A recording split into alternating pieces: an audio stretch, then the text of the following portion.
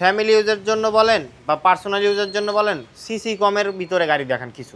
আজকে সিসি কমের ভিতরে, অল্প টাকার ভিতরে, অল্প মেইনটেনেন্সের ভিতরে দুইটা চমৎকার গাড়ি নিয়ে আসছি। দুইটাই ফ্যামিলি ইউজের গাড়ি, দুইটাই প্রথম থেকে তেলে চালিত, দুইটাই ফার্স্ট পার্টি ইউজারের গাড়ি।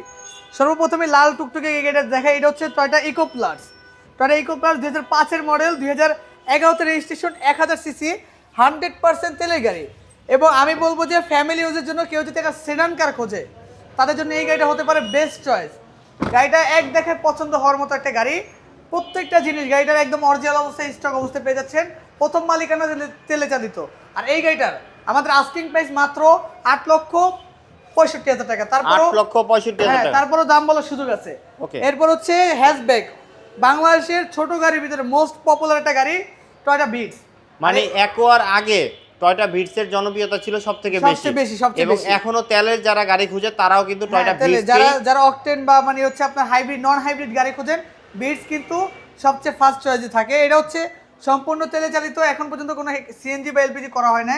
2010-এর মডেল, 10-এর মডেল। আর এই গাড়িটা হচ্ছে একটু স্পেশাল এডিশন, এটা হচ্ছে 8টা এয়ারব্যাগ। মানে এটার ভিতরে এখনো 8টা এয়ারব্যাগ আছে। সবগুলোই কিন্তু 100% অরিজিনাল অবস্থায় রয়েছে। এবং এই গাড়িটার আমাদের আস্কিং প্রাইস মাত্র 9,75,000 টাকা। তারপরও দুইটা গাড়ি যেটাই আপনারা পছন্দ করেন দাম বলার সুযোগ রয়েছে।